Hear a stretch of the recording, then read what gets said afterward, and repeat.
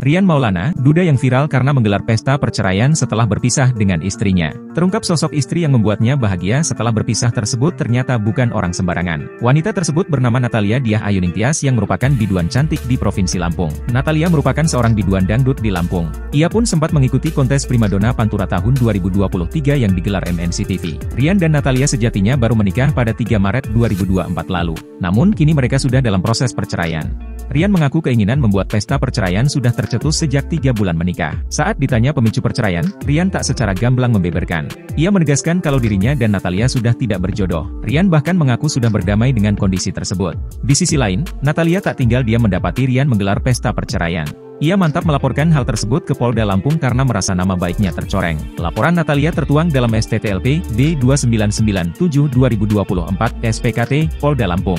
Natalia pun didampingi kuasa hukumnya, Helmas Alex Sebastian Tampubolon dari kantor hukum Hasta Partners Law Firm. Kami melaporkan terlapor atau suaminya klien kami ini atas dugaan pencemaran nama baik yang dilakukan sehingga viral, kata Helmas. Ia menegaskan kalau kliennya dan Rian Maulana belum bercerai secara negara. Namun ia tak menampik kalau Rian sudah menjatuhkan talak kepada Natalia.